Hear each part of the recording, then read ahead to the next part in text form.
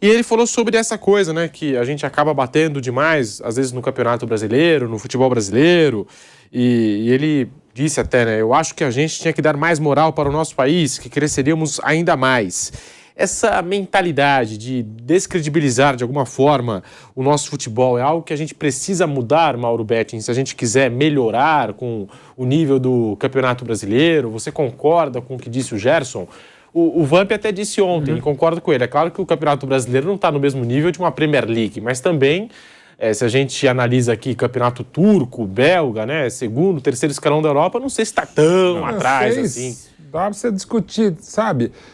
Isso vai ser sempre complexo, porque realmente você não tem um enfrentamento. Você tem um nível, mas é aquela coisa, pô, o time passa por cima. Aquele Flamengo espetacular, que é o melhor que eu vi no século XIX, e que encarou o Liverpool, mega Liverpool, só perdeu na semifinal, na prorrogação, jogo duro e tal, enfim. Aquele time podia coisas espetaculares e quase nem chega ao Mundial porque não fez um grande jogo contra o River, que também era um outro mega time, foi o grande time da década passada no futebol sul-americano, o River Plate. É coisa de jogo, uma bola para cá, outra bola para lá. Mas no modo geral, e agora esse ano, voltando grandes, com SAFs, com gente do nível do excelente trabalho do Flamengo, Palmeiras, o Atlético Mineiro num modelo que você pode discutir, mas com gente muito legal que está chegando, que já tem de reforço para o Galo, o próprio Grêmio voltando, com o Luizito Soares. Pô, essa perspectiva do campeonato muito mais legal, muito mais equilibrado, e não só pelas grandes camisas e investimentos. A chegada das SAFs não é toda hora, não é um milagre que vai chegar, mas é melhor uma SAF do que muito safado que tinha ali. É melhor gente remunerada, não necessariamente profissional, do que gente que tirava dinheiro do clube. Dá para discutir muita coisa. Agora é indiscutível que, tecnicamente, é um dos grandes campeonatos, e certamente, não só de agora, já de há um tempo, é a liga entre as grandes ligas do mundo, é a mais competitiva, a mais disputada. Não tem 10, 12 candidatos ao título, mas é, inclusive, fato. Se você pegar, porque daí é mais fácil fazer esse recorte. De 2003 para cá, quando começam os pontos corridos no futebol brasileiro, e mais ainda a partir de 2006, quando são 20 clubes e a coisa fica mais normal, não há liga no mundo das grandes ligas que tenha tido tantos times, clubes diferentes no G4 nesses 20 anos. Por quê? Porque é um nível de competitividade muito grande. E às vezes o time é o quarto colocado um ano e cai no outro, né? É um campeonato que não é tão anormal quando você pega um líder, qualquer que seja, e enfrenta um lanterna do mesmo campeonato, qualquer que seja, e esse líder, às vezes, em casa, perde um jogo. Na Premier League pode ser um campeonato definido assim. Em outros campeonatos de grande nível, a Liga Espanhola, por exemplo, pode ser. Então, assim, é de um ótimo nível. Organizando um pouquinho mais, eu quero crer, porque torço, e porque, embora palmeirense, embora jornalista esportivo, eu costumo ser, otimista, eu quero crer que as coisas melhorem no futebol brasileiro. Nós estamos acompanhando imagens aqui do Gerson, né, do retorno dele ao Flamengo. O Gerson que fez essa crítica sobre o futebol brasileiro, sobre as pessoas do futebol. Você concorda, Bruno Prado, sobre isso que abordou o Gerson, que a gente deveria olhar com outros olhos para o Campeonato Brasileiro, para os atletas que jogam aqui no Brasil? Eu acho que assim, a função do jornalista é dar sua opinião, sim, verdadeira, com fatos, né? Você pode discordar ou não, concordar, discordar da opinião de um comentarista, seja jornalista, jogador, enfim, um comentarista, mas assim, não, porque estamos no Brasil, temos que valorizar, e esse valorizar, mesmo que se for o caso de falar falar bem de uma coisa só porque é do nosso país, isso não. Eu acho que o comentarista ele tem que falar o que ele pensa, com fatos, aí ele coloca por que ele tem essa opinião. O Campeonato Brasileiro, eu acho que é um bom campeonato. Eu acho que ele melhorou nos últimos anos. Nos últimos anos o nível melhorou. Uma coisa que a maioria não concorda, mas para mim é bem claro. Ter esses times hoje mais bem organizados e dominantes, eu acho isso muito melhor, uma coisa muito mais positiva do que negativa. Muita gente fala, fica chato, só ganha o Flamengo, só ganha o Palmeiras, aí o Atlético conseguiu quebrar um ano. Eu acho isso bom. Eu acho que quando você tem muito candidato ao título, quer dizer que nenhum deles é muito bom. Quer dizer que é tudo mais ou menos, e aí pode ganhar qualquer um. Acho que qualquer liga de futebol ou de qualquer outro esporte bem organizada, você tem as potências, e aí eu acho muito positivo que para chegar onde estão hoje o Flamengo e Palmeiras, você vai ter que se organizar. Não vai ser um negócio aleatório, não tem saída. Eu quero que o meu time dispute o título com o Flamengo e o Palmeiras. Seu time vai ter que se organizar para isso, isso eu acho positivo. Então, se eles são dominantes, é porque eles fazem por merecer, e acho que isso joga o nível para cima, porque obriga os outros a correrem atrás. Esse movimento das SAFs, que pode ser uma alternativa para que alguns se organizem, acho que alguns até uma alternativa de sobrevivência. Cruzeiro, Vasco e Botafogo não sairiam de onde estavam se não fossem as SAFs. Não quer dizer que vão virar superpotências, mas pelo menos há um início de um caminho, de uma tentativa de organização, porque quem não organizar vai ficar vendo só os outros ganharem, só o Flamengo ganhar, só o Palmeiras ganhar. Então eu acho positivo. Acho que tem coisas negativas, é um campeonato que só começa em abril, porque você tem 16 datas para esse campeonato estadual, isso esmaga o Campeonato Brasileiro, faz com que tenha um excesso de jogos ali no momento mais importante da temporada. Quem for longe na Copa do Brasil e na Libertadores acaba prejudicado, tendo que jogar toda hora. Se você tem um brasileiro começando já em fevereiro, por exemplo, ou seja, distribui melhor isso. Aí, até porque o calendário é esmagado, quando tem data FIFA, os times que são mais bem organizados são punidos e perdem jogadores. Então, acho que tem coisa positiva e negativa, mas no geral é um bom campeonato.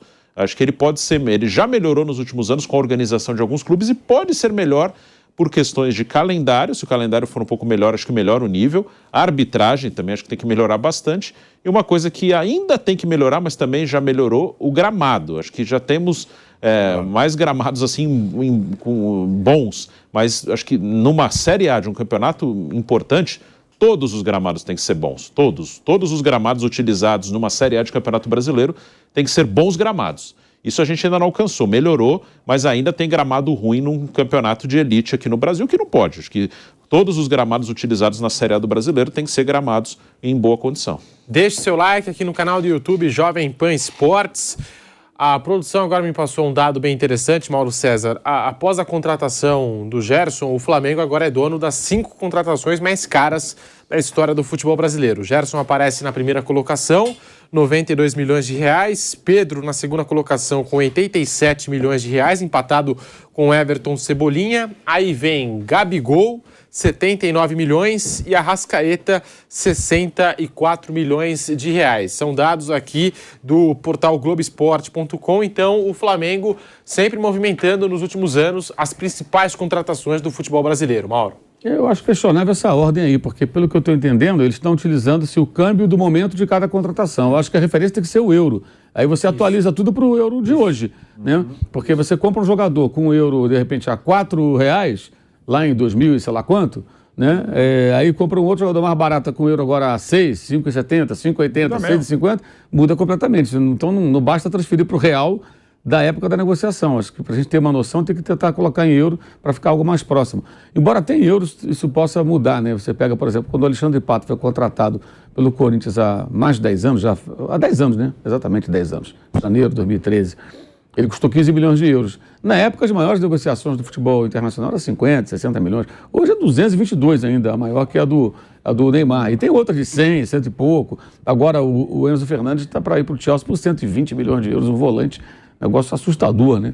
O cara saiu por 12, mais bônus, vai custar quase 10 vezes mais.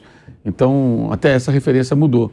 Eu acho que isso mostra as duas coisas. A questão do Flamengo ter uma condição financeira privilegiada e também o perfil agressivo dos dirigentes dessa gestão atual no mercado, né? De buscar jogador caro e pagar.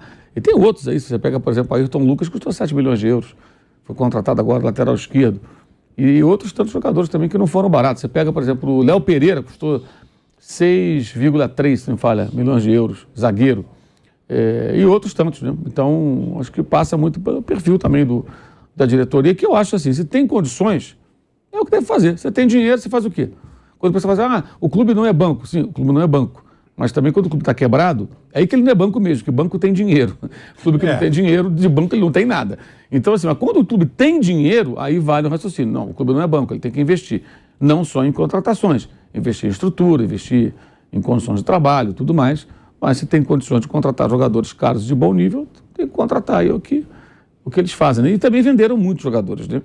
Por muito dinheiro também. Então, de certa forma, é quase uma troca. Você tem uma venda do Vinícius Júnior, 45 milhões de euros, de um Renier, 35 milhões de euros, um Paquetá, 35 milhões de euros aproximadamente, e fora outros de 10, 11, 15, 2, 8, sei lá, soma tudo, você contrata aí o Arrascaeta, o Pedro, o Gabigol, o Cebolinha, agora o Gerson, 2 vezes, né? O Gerson, no caso, ele está sendo comprado por um valor menor do que aquele que foi vendido, né? Então, já saiu, já voltou. São 2 contratações do Gerson, na verdade. Mas acho que é isso, reflete aí o perfil da diretoria atual, que é agressivo, ela é uma diretoria muito controversa por uma série de questões outras, né? Mas com relação ao futebol, embora cometa alguns erros aí, troca de técnico, aqui, acolá, eu acho que esse é a postura que tem que ser de qualquer clube que tem dinheiro. Os grandes clubes do futebol mundial que tem grana fazem o quê? Contrata jogador bom. Se pegar o Real Madrid contrata jovens, mas contrata jogador bom, né? Ah, mas contrata, sim, hoje ele tem a política de pegar jogadores jovens e desenvolver. Mas ele desenvolveu aí o Rodrigo, o Vinícius e alguns outros, agora Camavinga, Tchouaméni, mas ele já tinha espinha dorsal, né? Agora, há 2 temporadas, foi buscar o Alaba. Então, sai o Varane, vem o Alaba. Sai o experiente, vem outro. Ele tem um Courtois no gol, ele tem um Benzema no ataque. Então, assim, tem os garotos, mas tem uma espinha dorsal de homens experientes, com muita história no clube, que dão suporte para esses caras. Se você pegar só os garotos e jogasse no time ali, dificilmente estaria certo, né? Mas é o que faz o Real Madrid, é o que faz o Manchester City, é o que faz o Chelsea, é o que faz o Manchester United, os grandes times de futebol mundial. A Juventus, no patamar lá da Itália, que é um pouco abaixo. O Bayern de Munique contrata... Só que o Bayern é um predador interno. Ele vai lá, pega os melhores da Alemanha, passa o rodo, leva todo mundo e põe no campo. Mesmo assim, foi buscar o Mané na Inglaterra esse ano, um dos maiores atacantes. E não é de comprar muito caro. O Bayern de Munique, no máximo, não lembro agora qual que é... Era o Javi Martínez, durante um tempo, era a contratação mais cara, tipo, acho 30 milhões de euros, nem isso. Quer dizer, é perfil de cada clube, né? Sim, mas assim, os mais ricos fazem isso, contratam jogadores caros, que são jogadores, em tese, são os melhores, a não ser quando você contrata de forma equivocada, né? A nossa produção buscou os valores aqui em euros. Então, Gabigol, 17 milhões de euros. Arrascaeta, 15 milhões. Pedro, 14 milhões. Everton Cebolinha, 13 milhões e meio. Gerson, 15 milhões de euros fixos. E na primeira vinda do Gerson, em 2019, o valor havia sido 11,8 milhões de euros. Então, aqui os valores em euros das contratações do Flamengo. Mauro Betting, a gente pega aqui os nomes, né? Gabigol, Arrascaeta, Pedro, Gerson... O Everton Cebolinha, é claro, a gente tem uma expectativa no futebol do Cebolinha agora em 2023, mas estamos falando dos principais nomes do futebol brasileiro e são todas contratações do Flamengo. Excepcionais, deram muito certo. E isso daí, se você for pegar o próprio Bayern Munique, isso não é mais o Martínez, eu não lembro quem que é, mas assim você pode discutir. Mas, por exemplo, a contratação do meu time, mais cara, eu sei que estou jogando contra mim mesmo, né? Você tá rindo, Vanderlei Nogueira? Não, eu estava só observando. Você já imagina, a gente mostrou inclusive cenas dela, da chegada da contratação mais cara da história do meu time. É maldade, né, que fizeram. Não, mas na hora que eu mimo, enfim, mas tudo bem, já comentamos, segue o jogo. Eu falei aqui, o próprio Miller Bolanhos é o jogador mais caro da história do Grêmio, contratado, né? Essa negociação do Soares, né, você dá para discutir a maneira, como foi. Custou, e aí reais de novo, 14 milhões e 800 mil em 2016, quando o Grêmio contratou do Emelec, o Miller Bolanhos, e não foi tão feliz. Nem sempre a contratação mais cara é assim. As duas do Barcelona, por exemplo, entre as mais caras, Coutinho, que acabou não sendo feliz, e o Dembélé, que era muito caro, já se imaginava 125 pau. A mais cara do Atlético de Madrid, que eu ainda espero mais bola, é o João Félix, que foi o mais caro à época do mundo, 126. Então, assim, nem sempre significa, durante muito tempo, o jogador mais caro do Brasil, e eu adoro ele, sobretudo como pessoa, o Denilson, 27 milhões e meio de dólares era um absurdo. Foi um negócio fantástico que o São Paulo fez em outubro de 97 com o Betis, e ainda só entregando depois da Copa da França de 98. Então, o valor nem sempre é. O Leandro Damião pagou alguns pecados no Santos porque chegou por 42 milhões de reais. Claro que não era o caso. O próprio Pato, que o Mauro César citou há pouco, era o Pato tal, chegando no Corinthians, acabou de ser campeão do mundo, bicampeão mundial. Então rolou por uma série de motivos. Mas assim, a contratação não sai. O custo-benefício de algumas e o malefício é discutível. Mas realmente, essas todas que você acabou de citar, as mais caras do Flamengo, não precisa dizer que todas espetaculares. Mas, de novo, aquilo que eu falei ontem da apresentação maravilhosa, emocionante do Soares. Imagine se eu pudesse fazer a apresentação do Zico quando começou a jogar no Flamengo, Roberto Dinamite no Vasco, Mauro César estava lembrando, tantos outros caras que começaram no clube, né? Então, assim, é muito legal isso, bacana, tal, pensar, mas é caso a caso. Né? O próprio Endrick, ele já estreia praticamente com 6 jogos, já está no Real Madrid. O Vinícius Júnior, com 2 jogos, ele já estava vendido para o Real Madrid também.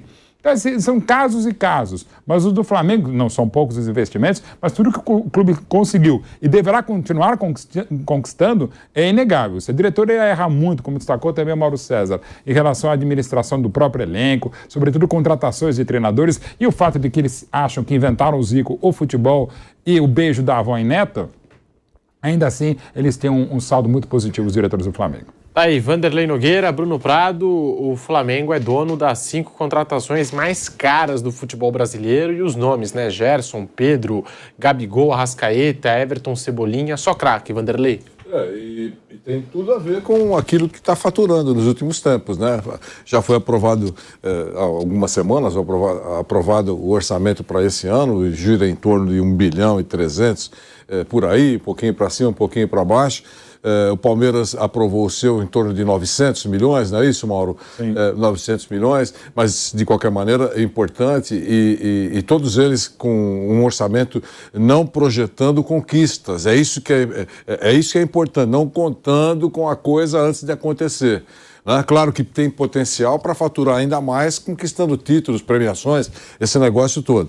Então, foram contratações importantes, contratações que deram certo, e ele está justificando o caixa que tem, contratando jogadores extremamente importantes. Isso é muito bom. Continua, e quando renova contrato com um jogador que é titularíssimo, eu sempre considero uma contratação, como o Palmeiras fez recentemente com o Gustavo Gomes, com o Dudu, enfim, com esses jogadores importantes que não saíram e que tinham alternativa para sair, tinham propostas, são jogadores que interessam para muita gente. Então eu acho que está certo, o Flamengo está curtindo isso e pode chegar mais.